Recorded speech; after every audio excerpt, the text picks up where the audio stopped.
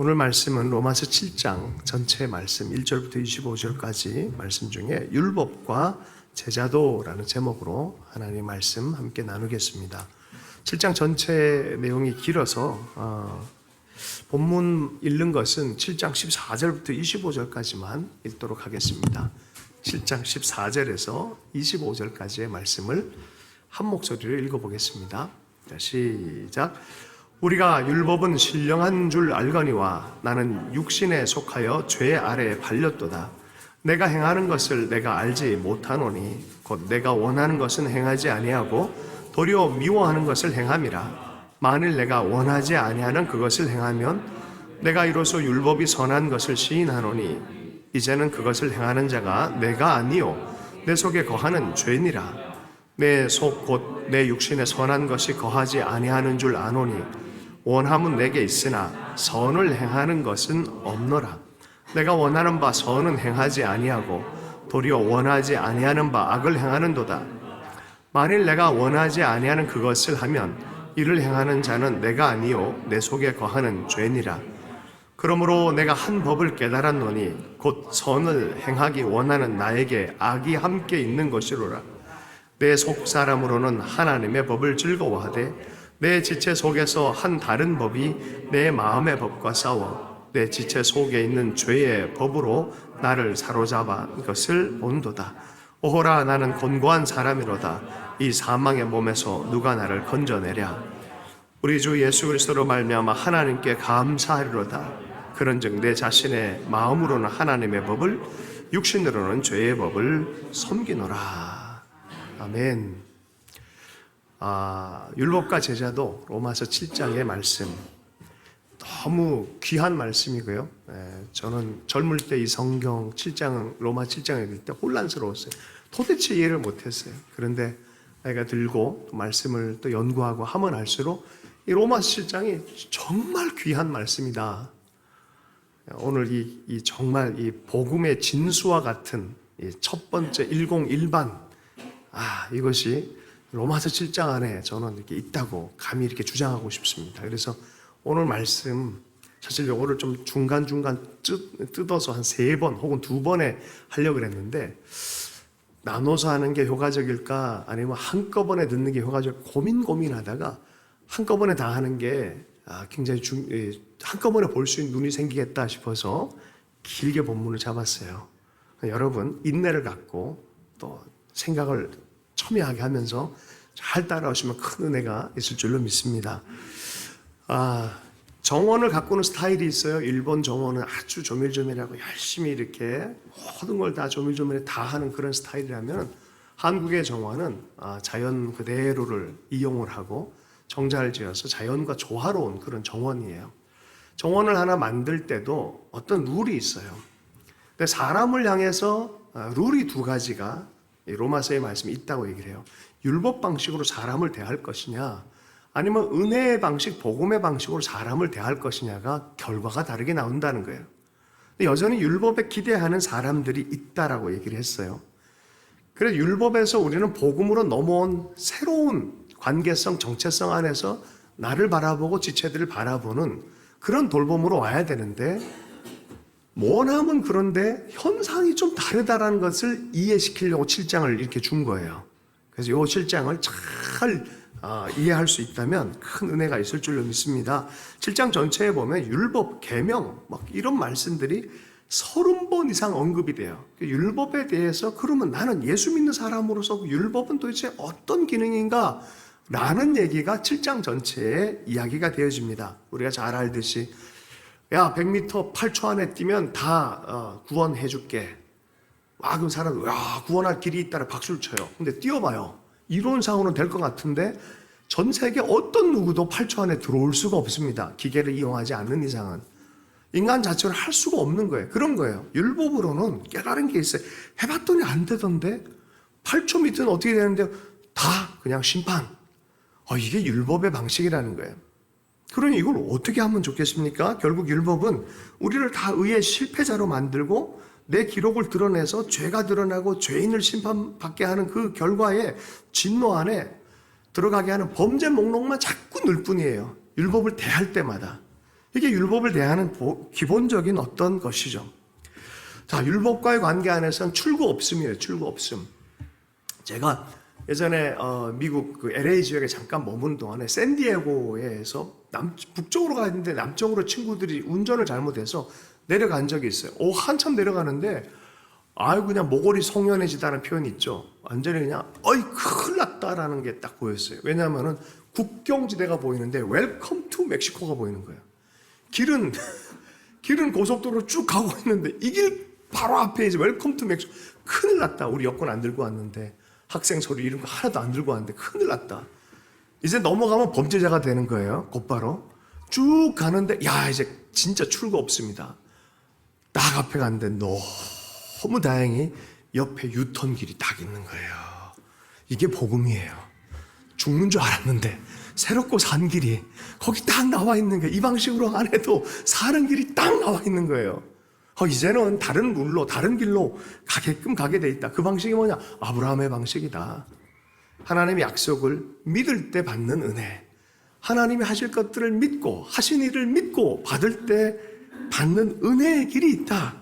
그래서 로마서 6장 14절 15절 로마서 지난 시간에 우리는 이제 법 아래 있지 아니하고 은혜 안에 있다. 율법의 법의 방식이 아니라 은혜의 방식으로 왔다라는 거예요. 자, 근데 왜 7장을 써요? 끝났는데 율법이 오해하지 말라고 써놓은 거예요. 어떤 오해요? 그러면은 율법은 나랑 상관없네. 옛날에 자유당이라고 했어요. 자유당 때 이승만 정권 그때 한참 일제 이게 핍박에 눌려 있다가 자유를 얻었단 말이에요. 그럼 어떻게 했냐? 지나가다 따귀를 딱 때려 사람을.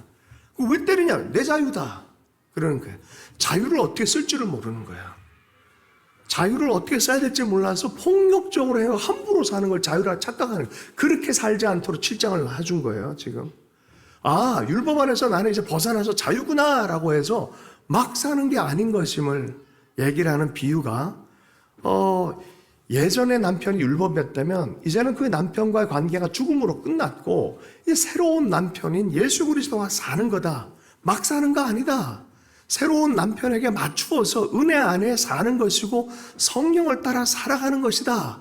예수님께서 율법을 마쳤다라고 말해서 율법과 상관없는 게 아니라 율법을 완성하심으로 율법의 의를 이루신 분으로 그분을 우리가 따라갈 때 그 의를 우리가 덧입게 되어주는 것이지 율법과 상관없이 막 사는 게 아니다라는 것을 얘기를 하는 거예요. 여러분 이해하셨죠? 그냥 막 사는 거 아닙니다. 은혜 안에 사는 거 절대 막 사는 거 아닙니다. 할렐루야. 여전히 율법은 어떤 좋은 어떤 게 있어요. 예전에는 너 이거 안 하면 죽어지만 좀 쉽게 얘기하면 이제는 이 율법이 열심히 해라 하는 응원가로 변했다는 거예요. 너 이러면 죽어라는 이것이 율법 자체가 이제는 해봐라는 이 길로 해봐라는 응원가로 변했다는 것을 이해할 필요가 있습니다. 율법을 대하는 세 가지 태도가 있어요. 첫 번째가 율법주의라 그래요. 이건 율법으로 의를 얻으려고 하는 내 힘으로 내 율법을 지켜서 내가 율법을 이룰 수 있다. 나는 100m에 8초를 뛸 수 있다. 안 되는데 또 하는 내일 또 할 수 있다라고 믿는 거예요. 그래서 앞에 서가지고 할 수 있다 그러면서 계속 뛰려고 하는 거예요. 뭐요? 100m를 8초에 난 뛸 수 있다 이게 율법주의예요. 내가 할 수 있다고 믿는 거예요. 그거를 나는 저걸 할 수 있다. 하나님의 법을 내가 내 힘으로 성취할 수 있다라고 믿는 거예요. 그거 안 된다는 거예요. 그 길로 가면 죽는다는 거예요. 두 번째가 벗어나서 은혜의 방식으로 넘어왔는데 그럼 나는 율법 없이 그냥 곧바로 그냥 100m 뛰어넘기처럼 훅 뛰어서 그냥 들어갔으니까 이젠 필요 없네라고 말하는 거예요. 율법 폐기론. 이젠 책임 없이 막 살고 죄인으로 드러나도 괜찮고 예수님만 탁 붙잡으면 되네. 예수님 그럼 그냥 다 그런 측면이 있는 것처럼 보일 뿐이지 절대로 막 사는 망나니를 하나님이 용납하는 분이 아니라는 거예요. 율법 폐기라 시키는 분이 아니라는 것을 이해할 필요가 있습니다. 율법의 기능이 좀 바뀌었다는 걸 이해할 필요가 있어요. 그럼 뭐냐? 세 번째 유형. 그래서 이게 제3의 사용이라고 종교개혁자는 얘기를 했어요. 율법을 성취하는 자유.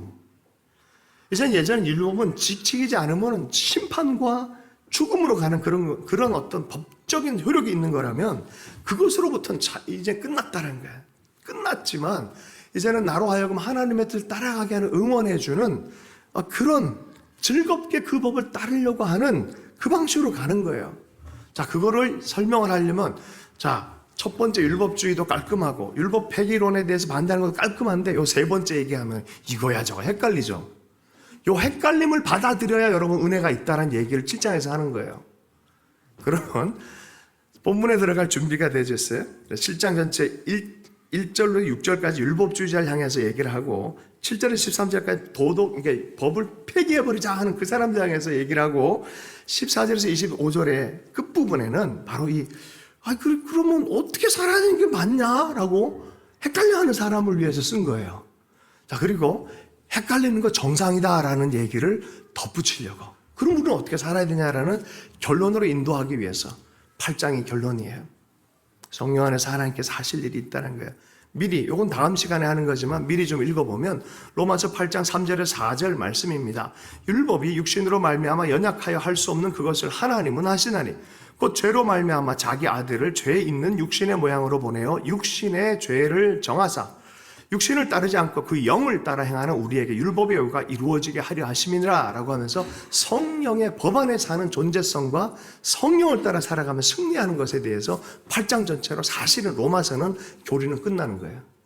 9장과 11장까지는 이스라엘의 약속 있는 백성, 율법을 따르는 백성, 그러면 포기됐냐라는 이스라엘의 구원에 대한 얘기를 예언적으로 바라본 분은 있지만 9장부터 11장까지가 그러고 이 교리를 삶으로 적용하는 게 12장부터 끝까지예요.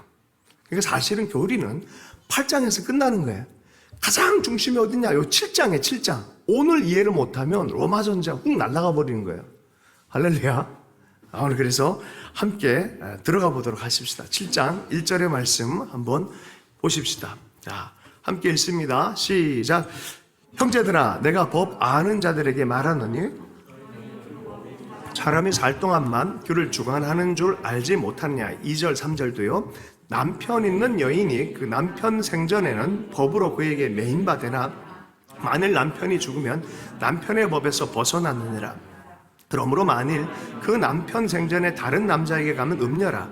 그러나 만일 남편이 죽으면 그 법에서 자유롭게 되나니 다른 남편에게 갈지라도 음녀가 되지 않느냐. 7장 4절도 읽겠습니다.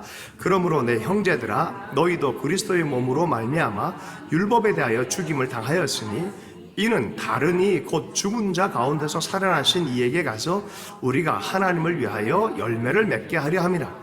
이 당시 로마의 법을 비유해가지고 설명을 한 거예요. 이건 비유적 설명일 뿐이에요. 뭔 소리냐? 율법, 옛날 남편이다. 예수 그리스도 새 남편이다. 그 남편과의 관계, 아내와의 관계는 언제 끝나냐? 죽음으로 끝난다는 거예요. 정당한 건. 그냥 한쪽이 죽으면 끝나는 거예요. 누가 죽었어요? 율법이 죽을 수는 없잖아요. 누가 죽었어요? 내가 죽은 거예요.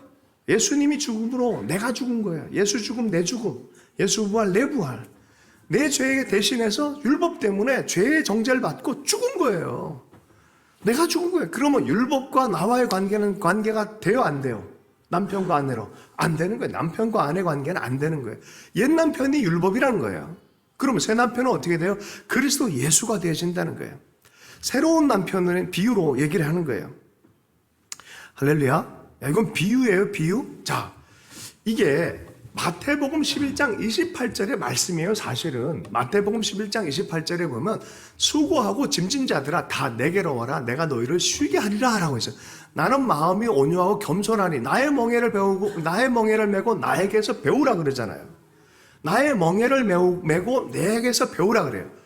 그때 당시 유대인들은 막 율법을 갖고 지키네 마네 그러고 막 외형적으로 손을 씻네 마네 그러고 너는 왜 주일날에 손도 안 씻고 그러냐 그러고 야 너는 안식일을 지키지도 않고 사람 고치냐 그러고 율법에 대해서 얼마나 깐깐하게 되는지 몰라요. 얼마나 힘들어요 이게.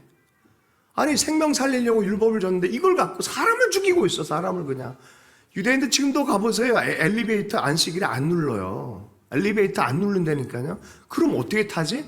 매 층마다 서게 만들어요. 그러니까 누군가가 1층에서 눌러줘야 돼. 그러면 기계적으로 그렇게 만들어놔서 딱 누르면 열려요. 1층 서고, 2층 서고, 3층 서고 기계적으로 이렇게 움직여요. 그렇게. 11조 내는 것도 어떻게 해요? 야 하고 계산 다 해요. 숫자 다 세가지고 이게 사람이 할 짓이에요? 그렇게 만들어요. 그렇게. 이게 너무 무겁다는 게. 야, 내 멍에는 그렇게 사는 게 아니다. 내 율법 해석은 그게 아니다. 생명의 율법 해석이다. 내 멍에를 메고 나한테서 배워라. 너희가 마음의 쉼을 얻을 것이다. 율법의 안에서 살아가는 노예와 종으로 죄 지적받으며 사는 그것이 아니라 은혜의 율법을 따라 구원의 율법을 따라 사는 이 길이 있다. 새 남편이다 라고 말하는 거예요. 바울이 이 관계를 통해서 이걸 설명하는 거예요. 자, 율법 내가 해야 되는, 내가 선행을 하고 내가 아니다. 그거 안 된다니까. 그거 100m 안 된다니까. 새로운 삶. 자, 그래서 이 대조를 딱 드러내는 거예요. 5절, 6절. 두 관계의 대조를 드러내고 있어요. 5절과 6절의 말씀을 함께 읽겠습니다. 시작. 우리가 육신에 있을 때는 율법으로 말미암은 죄의 정욕이 우리 지체 중에 역사하여 우리로 사망을 위하여 열매를 맺게 하였더니 이제는 우리가 얽매였던 것에 대하여 죽었으므로 율법에서 벗어났으니 이러므로 우리가 영의 새로운 것으로 섬길 것이요 율법의 조문에 묵은 것으로 아니할지라. 우린 주님이 죽음으로 율법과의 관계 자체가 죽음이 들어갔기 때문에 끝났다는 거예요. 새로운 관계, 새로운 가족됨이 예수 안에서 시작됐다라는 거예요. 할렐루야. 자, 그 다음에 그 율법은 그러면 끝난 거네요? 라고 하는데 이제는 가족관계로 해석하지 말고 좀 설명을 해주는 거예요. 바울이. 자, 한번 보도록 하겠습니다. 7절에서 13절까지 말씀을 빠른 속도로 한번 읽어보십시다. 시작. 그런즉 우리가 무슨 말을 하리요? 율법이 죄냐? 그럴 수 없느니라. 율법으로 말미암지 않고는 내가 죄를 알지 못하였으니 곧 율법이 탐내지 말라 하지 아니하였더라면 내가 탐심을 알지 못하였으리라. 그러나 죄가 기회를 타서 계명으로 말미암아 내 속에서 온갖 탐심을 이루었나니 이는 율법이 없으면 죄가 죽은 것임이라. 전에 율법을 깨닫지 못했을 때는 내가 살았더니 계명이 이름에 죄는 살아나고 나는 죽었도다. 생명에 이르게 할 그 계명이 내게 대하여 도리어 사망에 이르게 하는 것이 되었도다. 죄가 기회를 타서 계명으로 말미암아 나를 속이고 그것으로 나를 죽였는지라. 이로보건대 율법은 거룩하고 계명도 거룩하고 의로우며 선하도다. 그런즉 선한 것이 내게 사망이 되었느냐? 그럴 수 없느니라. 오직 죄가 죄로 드러나기 위하여 선한 그것으로 말미암아 나를 죽게 만들었으니 이는 계명으로 말미암아 죄로 심히 죄되게 하려 함이니라. 이게 참 번역이 옛날 스타일에서 주보에 다른 번역본 이렇게 해놨어요. 이해하기 편하게. 자, 좀 쉽게 얘기해보면 이런 거예요. 율법은 그런 쓸모없고 끝난 거예요. 아니, 그 쓸모있다. 칼이 나쁜 게 아니다. 칼을 누가 잡고 있느냐가 문제였던 것이다 라고 말하는 거예요. 나쁜 검객이 칼을 잡으면 가족도 다 그냥 베개 만들어 버리는 거죠. 그러나 인류 셰프가 딱 칼을 잡으면 맛있는 요리를 만드는 거예요. 인간은 죄된 인간이 죄와 더불어서 인간이 율법의 칼을 딱 잡으면 치명상을 가지게 만드는 거예요. 은혜의 주가 되신 예수 그리스도께서 이 율법을 바라보는 방식은 맛난 음식을 만들어주는 거예요. 여러분 보고 좋아하는 사람 있습니까? 장수 보고국 뭐 이런 거. 할렐루야. 저는 되게 좋아해요. 이걸 하려면 어떤 것이 반드시 필요합니까? 이거 칼로 이 독을 잘 도려내야 돼요. 이런 솜씨가 인간에겐 없단 소리예요. 칼만 들면 그냥 곧바로 그냥 독을 다 건드려가지고 사람 다 죽게 만드는 것이 인간의 실력이라는 거예요. 인간의 실력. 많은 사람이 이런 얘기를 해요. 그러니까 율법 안에 사는 건 가망 없다는 얘기예요. 율법이 나쁜 게 아니라는 거예요. 그 칼이 나쁜 게 아니라는 거예요. 상황이 그런 거예요. 인간이 그 칼을 들면 문제가 발생한다는 거예요. 법 없이 살 사람이란 말이 있어요. 제가 농담삼아 하는 얘기지만 그 사람은 법이 있으면 못 사는 사람이에요. 법 없이 산 사람이라는 표현이 있잖아요. 근데 법이 있으면 그 사람 못 살기 때문에 그런 얘기를 하는 거예요, 사실은. 나 혼자 살 때, 총각들, 처녀들 혼자 살 때 얼마나 자기가 완벽한 사람입니까? 할렐루야. 자뻑을 할 때 많잖아요. 그죠? 나는 훌륭해. 나는 아름다워. 나는 귀해. 이러잖아요. 근데 결혼을 해봐요. 어떤 일이 벌어집니까? 타자의 율법이 생겨요. 타자의 율법이 딱 생기면, 양말을 벗어둔 것도 대단히 큰 악을 범하는 게 되는 거예요. 타자의 법에 의하면 대역죄인이 되는 거예요. 그죠? 함께 살아가는 그 순간에 치약을 짜는 순서도 문제가 생기고 어느 순간부터 개와 고양이의 시간이 되어버려요. 개의 신호가 다르고 고양이 시간이 달라요. 아니, 상대적인 진리를 갖고 있는 사람들의 서로에 대한 질서를 지키는 것도 이렇게 어렵고 내가 죄인처럼 드러나는데, 절대자이신 하나님의 율법 체계가 우리에게 다가오면 우리는 죄가 드러날 수밖에 없는 거예요. 법 없이 살려고 사람들이 자연인으로 살아가려고 꿈꿔요. 혼자 살면 되지 뭐, 들어가서 삽니다. 뭔 소리예요? 양심의 가책을 덜 받을지는 모르겠지만 하나님의 기준의 의에는 도달할 수 없습니다. 누군가가 다가오고 하나님의 율법이 없는 것처럼 보고는 싶겠지만 없는 게 아니지 않습니까? 인생이 끝나면 주님 앞에 다 서야 되는데, 나는 잘 살았다, 양심대로 살았다, 우리가 어느 정도는 격려해 줄 필요가 있어요. 다 공감이 되죠. 인생 사는 게 쉬운 게 아니잖아요. 그래서 서로가 정말 잘 사셨습니다, 애쓰셨습니다, 이거 이렇게 얘기해 주는 거 서로를 향한 위로죠. 그러나 정직하게 보면은, 엄밀한 기준에서 보면 그런 사람은 없다라는 거예요. 그런 사람은 어떻게 그렇게 할 수 있냐는 소리입니다. 엄밀한 기준으로 보면, 여러분, 양심대로 내 의도대로 나는 열심히 살았습니다, 그거는 인간적으로 해석할 수는 있지만 하나님의 절대 기준으로 보면은 그렇지 않습니다. 내가 선한 의도를 갖고 도와줬던 것도 내가 도와줬는데 이 사람이 악한이었어. 저기 가서 수많은 사람을 더 아프게 해. 나는 양심적으로 양심의 소리를 다 통해서 내 삶을 살았어. 그 사람이 근데 이름이 정말로 그랬어요. 그 사람 이름이 빈라덴이야. 빈라덴을 아십니까? 2001년, 그죠? 3,000명을 죽이고 나서도 양심에 거리낌이 없다라고 얘기를 해요. 자기는 자기의 신념대로 했다라고 말합니다. 선의를 가졌다고 해서 그 사람이 의로워지는 건 아닙니다. 역사에는 그런 아이러니들이 너무 많아요. 예루살렘의 아이히만은 아주 유명한 책이잖아요. 아이히만이라는 아주 평범하고 독일의 공무원으로서 9시부터 일하고 5시에 집에 가서 가족을 너무 잘 돌보고 도덕적으로도 독일에 내에서 법을 잘 지키고 뭘 하든지 성실하게 일을 너무 잘하는, 양심의 가책 없이 정말 성실하게 최대한 맡은 책임의식을 갖고 살았는데, 그 사람이 서류적으로 성실하게 잘해준 것이 유대인 600만 명을 가스실로 보내는 행정 서류였다면, 그냥 양심으로 최선을 다했다고 말하는데 어떻게 해요? 이거는 이게 우리의 허물이에요. 죄와 허물이라고 얘기해요. 이게 우리의 인간의 존재적인 허물이 있다는 거예요. 그래서 한나 아렌트는 그 사람 생각하지 않은 지적 게으름, 악의 실체다라고 말하는 거예요. 생각하지 않은. 그러면 하나님 안에서 죄인으로 발견되지 않은 인간이 어디 있냐는 거예요. 그래서 존 오웬이라는 청교도는 그런 얘기했어요. 내가 살아있는 한, 내가 목회하는 곳에서는 로마서 7장에서 벗어난 인간은 없다. 할렐루야. 우리의 삶 안에 이러한 정죄됨에 대한 존재성에 대해서 벗어날 수 없다. 그리고 우리 안에 있는 하나님 안의 변화를 받았음에도 불구하고 여전히 옛사람의 욕구가 꿈틀대는 이 이중성, 이것을 벗어날 사람이 없다라고 로마서 7장은 얘기를 하고 있습니다. 율법이 다가오면 싫은 거예요, 사람들은. 왜? 다가오면 빛이 드러나기 때문에 바퀴가 빛을 보면 쫙 도망가듯이 피하고 싶은 거예요. 사람의 기준이 아니라 하나님의 의로운 기준이 다가오면 여러분 끝까지 아이만처럼 나는 아니야 변화하고 항변하고 싶어하는 그 마음이 있어요. 이게 바로 하나님 없이 내가 선하게 살 수 있다는 율법주의입니다. 이것이 내 삶 안에 있는 기본적인 교만이에요. 이것이 있으면 구원을 경험할 수가 없어요. 우리 속에 있는 그런 마음이 있어요. 나는 선하게 살아. 아니요, 바로 그게 죄다라는 거예요. 하나님을 인정하지 않는 죄라는 거예요.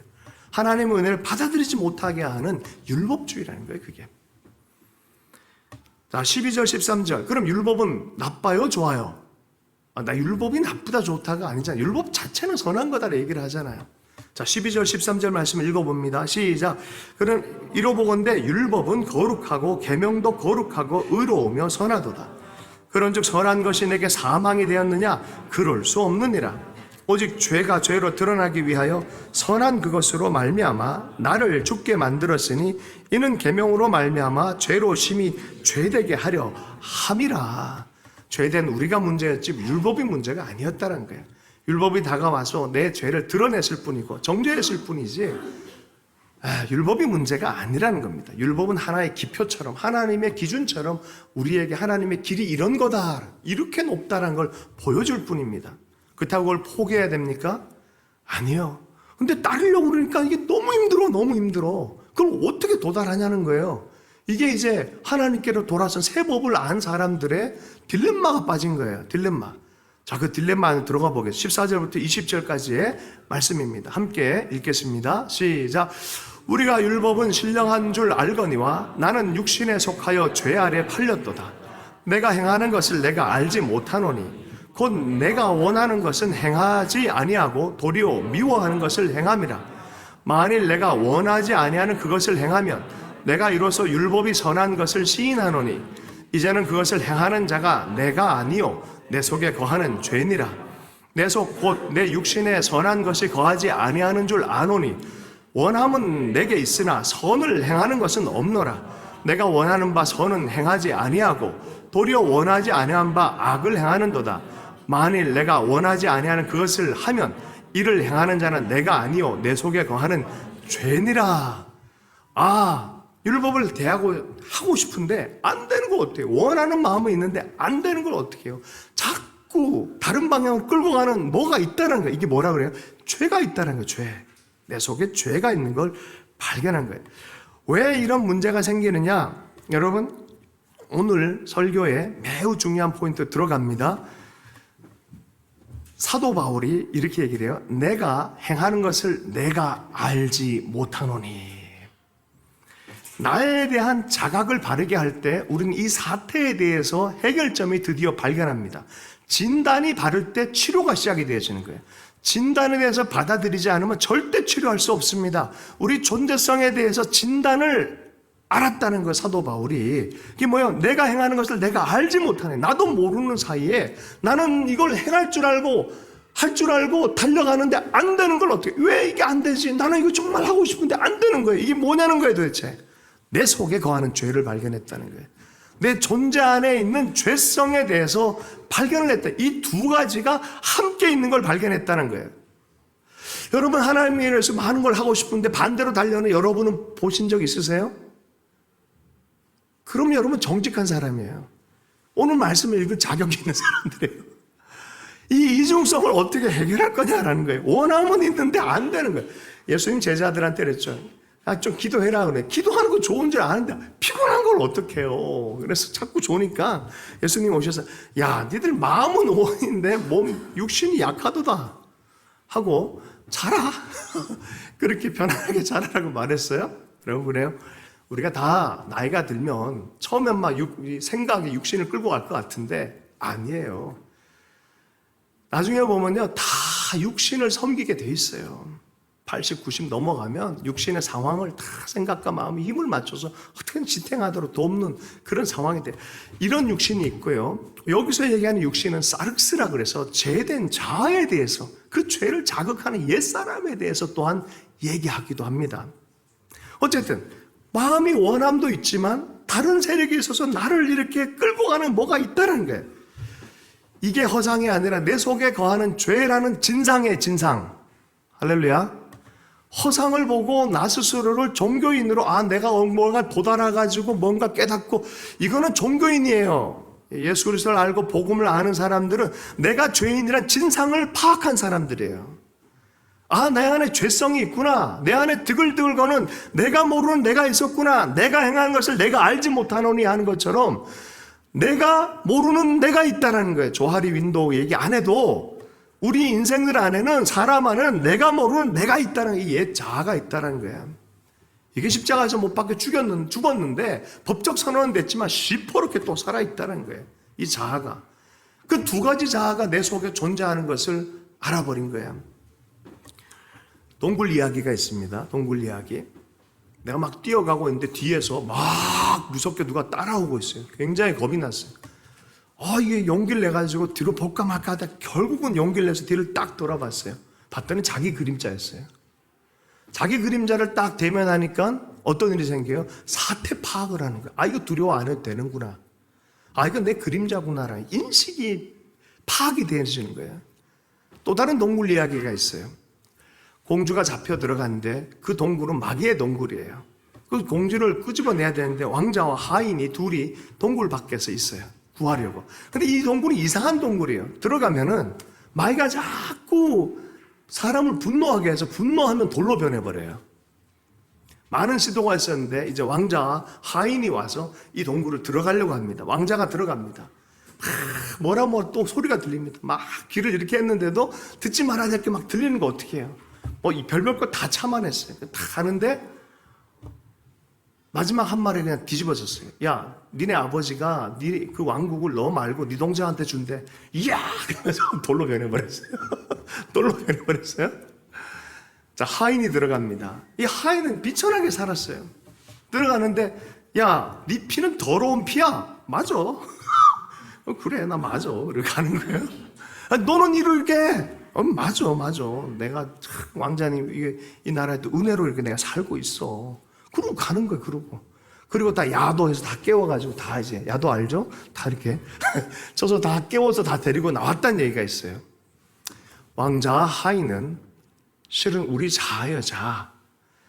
여러분, 우리 속에 있는 죄된 자아, 옛 자아를 대면하는 것은 위험한 게 아니에요. 불편할 뿐이지 위험한 게 절대 아니에요. 도리어 그것이 우리를 구원해내는 하나의 장치일 수 있어요. 죄인이 죄인을 볼 때 정죄합니까? 죄인이 그 깨달으면 절대 돌을 못 던지죠. 그죠? 죄된 모습을 죄로 인정하면 우리는 그러면 어디 출구를 봅니까?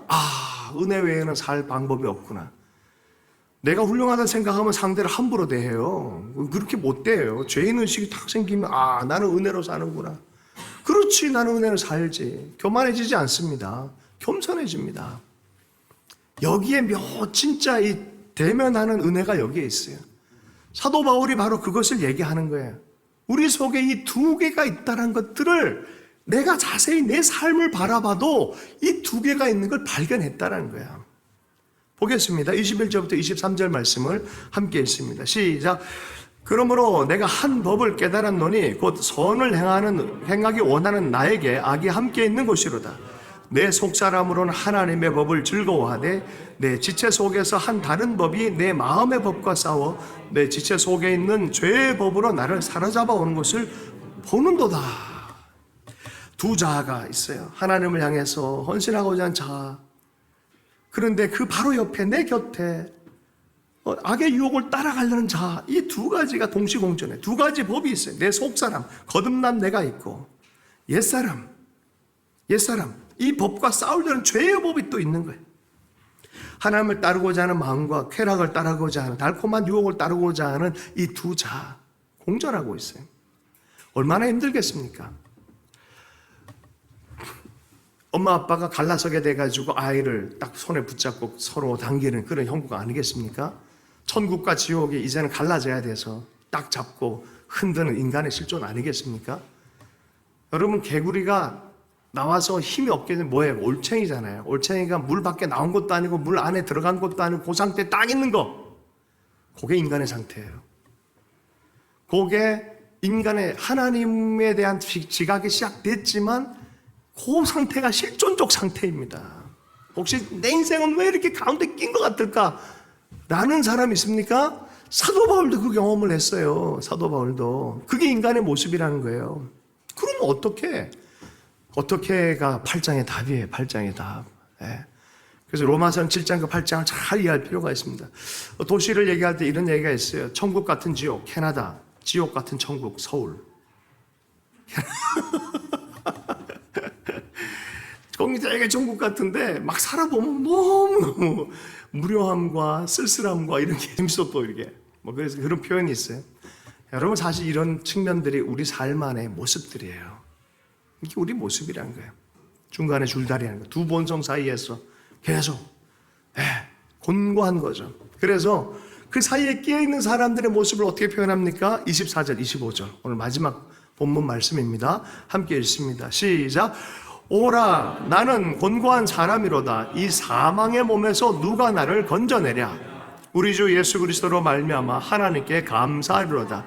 그런즉 내 자신이 마음으로는 하나님의 법을, 육신으로는 죄의 법을 섬기노라.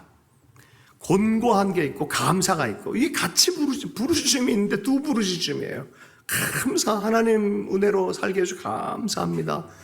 내가 하나님의 법을 깨닫고 따르게 해주셔서 감사합니다. 여러분 이거 보세요. 만약에 이런 곤고함이 없는 사람이면 둘 중에 하나입니다. 완벽하게 천사의 영역에 들어간 사람이든지 아니면 아직 지옥에 있는 사람이든지. 이 갈등의 상황이 변화했다는 증거입니다. 사실은. 그렇죠? 물고기가 물 안에 있으면 어떻게 물 안에 자기가 있는지 알겠어요. 불 밖으로 나와서야. 곤고하다는 소리는 내 안에 뭔가 생명이 시작했다라는 그런 부르짖음이에요. 그래서 일단 이 곤고함 때문에 생각해 보니까 나 구원받은 사람이네. 감사하는 거예요. 할렐루야. 네, 두 번째는 그래도 내 삶 안에 죄가 계속 영향 있게 나타나고 이 곤고한 건 어떻게 하면 좋겠냐는 거예요. 두 종류의 종노릇이 왔다 갔다 하는 거예요. 이쪽에서 당기면 여기로 가고 저기서 당기면 저기로 가고 왔다 갔다. 할렐루야. 그래서 사람들에게 SU형이 맞나 봐. SU형. 이쪽에 당기면 이쪽으로 가고 이쪽에서 하면 이쪽으로 가고 왔다 갔다. 육신으로는 사륵스 타락한 자아의 법을 따르고 새롭게 태어난 자아는 하나님을 향해서 계속해서 끊임없이 가려고 합니다. 자, 이 당황함, 이중성. 여러분 저렇게 훌륭한 사람이 어떻게 하나님의 사람이 저런 일을 할 수 있을까라는 신문 기사들을 볼 때 있죠. 볼 때 있어요. 아니 어떻게 저런 사람이 저렇게 훌륭한 사람이 이런 일을 할까? 그죠? 여러분 이 말씀에 비춰보면 이해가 가죠. 그 사람에게 어둠이 있다 없다? 죄가 사도 바울도 죄가 있다라고 말하는 아니 저렇게 훌륭한 사람에게 저런 일이 일어나? 일어날 수 있다라는 거예요. 야, 누가 이러한 상황에 대해서 길을 잘 건너갈까요? 리더십의 그림자라는 책이 있어요. 민망한 얘기가 충만해요. 여기 보면 이렇게 훌륭하고 저렇게 훌륭하고 이렇게 많은 성취를 한 사람들이 뒷면 리더십 그런 리더십의 자리인데 그 뒷면에 보면은 말도 안 되는 윤리적 실수들 엉망진창의 어떤 삶들이 뒤에 숨겨져 있다는 거예요. 네.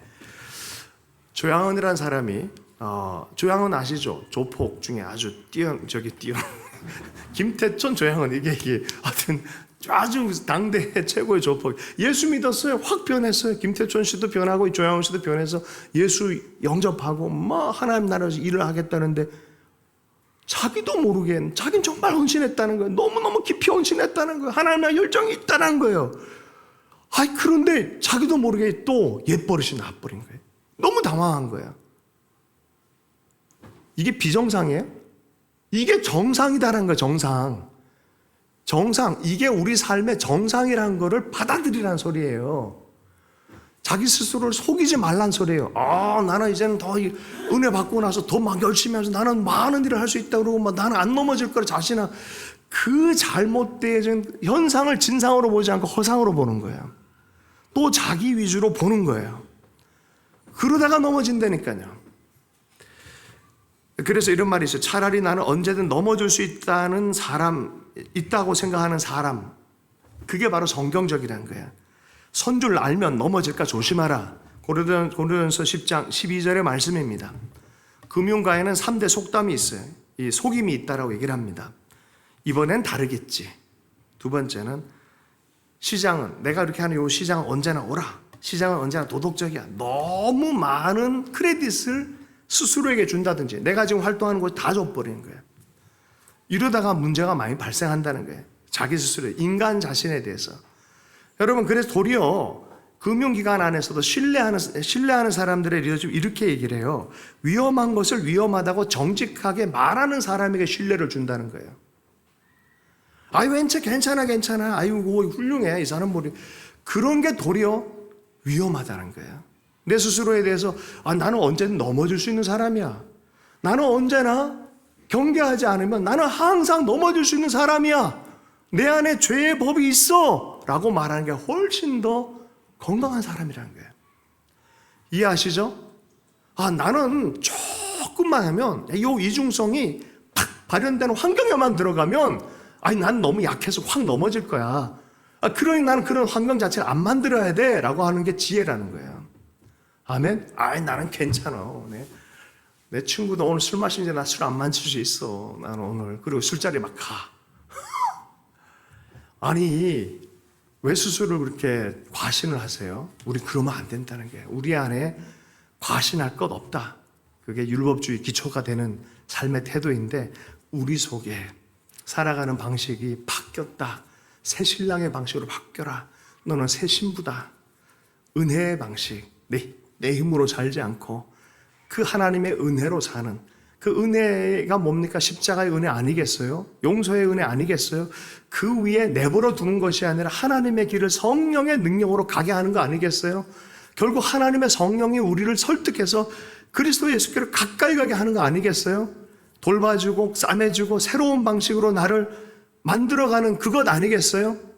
어떤 여자가 10년 전에 불륜 때문에 너무 죄책감이 있어서 남편한테 너무너무 고민을 하다가 정말 죄책감의 가정을 섬기다가 드디어 고백을 했어요. 여보, 내가 정말 이런 건 내가 마음에 너무 찔려서 견디지 못해서 너 미안하다고 용서를 구했더니 남편이 너무나 쿨하게 괜찮아 이래버렸다는 거예요. 여성분도 어떤 느낌이에요 이러면? 괜찮아. 그 순간에 이 여성분이 열이 받아가지고 열로 받는 걸 이해해야 돼요 여러분. 이 열받음은 진짜 이 존재에 대한 열받음이에요. 열받아가지고 이혼해. 그래서 갈라슨. 예. 프랑스 철학자 가브리엘 마르셜에 대한 이야기라고 합니다. 이게 뭔 소리야? 남편이 아내를 대할 때 이렇게 대하는 거예요. 막 살아도 괜찮아 이런 소리예요. 그냥 무관심하게 그냥 막 내버려 그래 그렇게 해. 뭐 어때서 이런 거예요. 여러분 그런 존재성으로 대함을 받을 거예요? 내가 막 살고 용서해 주세요 그러면 그래 너 용서한다. 주님이 그럴 줄을 생각하세요? 절대 그렇지 않죠. 아름다운 신부로 만들고 가꾸길 원해요. 여러분 잘 생각해야 돼요. 여기가 포인트입니다. 율법은 공 떨어뜨려 애랑 공놀이 하다가 공 떨어지면 왜 떨어뜨려? 잡어. 일어나. 제대로 해. 이게 율법이에요. 그런데 은혜는 이거예요. 공 떨어뜨리자. 얘야 괜찮아. 다시 해. 얘야 괜찮아. 다시 해. 아빠한테 던져봐. 내가 가르쳐 줄게. 여러분 우리의 신랑은 그런 분이에요. 예수 그리스도는 그런 분이에요. 하나님을 오해하면 안 돼요. 은혜 안에서 다시 시작하는 거예요. 그 다시 가꾸기 시작하는 거예요.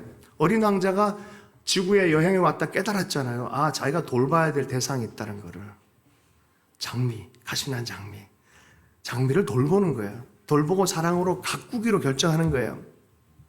율법 100일원자처럼 대충 내버려두는 그게 아니란 말이죠. 돌보는 거예요. 하나님이 은혜의 관계 안에서 우리를 그렇게 그 관계 안으로 들어오도록 하는 거예요. 여기에 제자됨의 필수 요소가 있는 거예요. 우리는 막 사는 게 아니에요. 하나님께 길들여지는 거예요. 하나님을 따라 하나님을 닮아가고 그리스도를 닮아가는 이 삶을 살아가는 걸 제자도라 그러는 거예요. 우리 삶 안에 하나님이 우리에게 신경 안 쓰고 함부로 막 예수님이 그냥 네 알아서 해라. 이제는 내가 너 다 구원했다. 끝. 그러지 않단 말이죠. 식탁으로 오셔서 식탁으로 초대하고 같이 아파하고 같이 웃고 같이 손을 붙잡고 함께 살기를 원하고 그리고 함께 여정을 떠나기를 원하는 거예요. 빌리 그레함 사모님이 돌아가실 때 묘비명에 그동안 불편을 드려서 죄송합니다를 쓰라고 했잖아요. 우리 인생은 다 공사 중인 사람이다. 다 그렇게 과정의 사람인데 인생 끝나면 하나님 완성시켜 줄 걸 믿는 것이죠. 그런 의미에서 진리를 내가 소유한 게 아니라 그리스도가 소유한 거예요. 그리스도가 생명을 붙들고 계신 거예요. 그럼 우리는 그리스도를 계속 쫓아가면 그날에 하나님께서 온전하게 그 생명을 맛보게, 성령을 통해서 날마다 맛보게 하지만 온전하게 맛보게 할 날이 오는 거죠. 앙드레 지드라는 사람이 좁은 문이라는 책을 썼잖아요. 그분이 이런 얘기를 했어요. 진실을 추구하는 사람은 믿되 진실을 잡았다고 말하는 사람은 의심하라. 진실을 추구하는 사람은 믿되. 여러분 우리는 계속해서 좁은 문으로 들어가야 되는 거예요. 철로 역정도 마찬가지예요. 존 버년이 쓴 철로 역정 보면 중간중간에 유혹하는 게 얼마나 많은지 야 너 다 됐다 여기서 머물러라고 말하는 거예요. 아니요. 천성에 이를 때까지 우리는 멈춰서는 안 되는 것이죠. 그래서 사도 바울이 그랬어요. 우리는 도상 안에 있다. 우리는 이 이중성 안에서 계속해서 걸어가도록 부름받은 사람들이다. 계속해서 앞으로 나아가는 사람이다. 빌립보서 3장 12절의 말씀입니다. 내가 얻었다 함도 아니요 온전히 이루었다 함도 아니라 오직 내가 그리스도 예수께 잡힌 바 된 그것을 잡으려고 쫓아가노라. 우린 그리스도를 계속해서 추구하고 바라보고 쫓아가야 되는 사람입니다. 그 남편은 옛날 율법의 남편이 아닌 거예요. 여러분은 율법의 남편을 닮았습니까? 아니면 그리스도 예수처럼 이 사랑의 제자들을 가르치는 그 모습을 닮았습니까? 우리는 이 은혜 안에서 따라가는 이 제자들을 따라가는 사람들이에요. 여러분, 성도가 완전해서 성도라 부르지 않아요. 거룩한 무리. 와, 당신 거룩한 사람입니다. 진짜 거룩하세요? 이 성도라고 부르는 게 완전해서 성도라고 부르지 않고요. 은혜를 계속해서 붙들고 나아가는 사람들, 그리스도를 붙들고 나아가는 사람들을 우리는 성도라 불러요. 오늘도 우리 가운데 주님께서 불러주신 것은 그리스도의 은혜를 붙들기 때문에 성도라고 하는 거예요. 도종환 시인이 유명한 시 또 인용합니다. 흔들리지 않고 피는 꽃은 없다. 다 흔들려요. 다 이중성 안에서 이렇게 저렇게 그 욕구들 때문에 고민하고 어려워하고 그러고 갑니다. 그런데 우리는 이 여정을 멈출 수는 없죠. 계속 바라볼 때 하나님이 새로운 남편이신 예수 그리스도께서 우리에게 새로운 삶의 방향을 잡아서 가는 거죠. 계속해서 돕겠다는 거예요. 아직까지 성령에 대해서 얘기 안 했어요. 이게 우리의 삶의 태도인데, 실존인데 이것을 막강하게 도우시는 분이 계시다는 거예요. 그게 8장이에요. 이것을 우리 속에 있는 어둠의 욕구마저도 순행으로 돌아가게 하는 막강한 힘을 갖고 계신 분이 계시다. 그 성령을 따라서 행하기 시작하면 우리는 계속해서 열매 맺을 거다. 그럴 때일지라도 우리 속에 죄가 있다는 걸 잊으면 안 된다는 거예요. 정죄하는 죄가 아니에요. 하나님 이해해요. 그래, 너희가 그건 내가 다 십자가에서 내가 이미 다 품었다라고. 다시 경영, 괜찮다. 다시 공을 잡아라. 다시 시작해라라고 말씀하시는 분인 줄로 믿습니다. 말씀을 마무리합니다. 봄맞이 꽃이라는 꽃들이 있어요. 근데 요 봄맞이 꽃 이름이 4월에 피어요. 4월에. 그러니까 3월에 피는 꽃이 봄맞이 꽃이 돼야 되는데 4월 중순에 봄맞이 꽃들을 심는다면, 이게 질문을 한 거죠. 왜 4월에 피는데 봄맞이라고 했을까? 그래서 답이 없는데 여러 사람이 이런저런 답을 했어요. 온 천지가 다 봄을 맞을 때 비로소 봄이 됐기 때문에 봄맞이를 한다. 미리 다 된 것처럼 생각하지 않고 모두가 다 피었을 때 피는 혹은 또 내 옆에 있는 사람이 봄을 경험할 수 있도록 해주기 위한 그런 의미로 봄맞이 꽃이라 한다. 봄을 누릴 수 있도록. 우리는 완성적인 사람이 아니에요. 완전한 사람이 아니에요. 주님의 그날에 주님께서 완성해 주실 줄로 믿습니다. 그러나 우리의 삶은 어떻게 살아야 될 것이냐.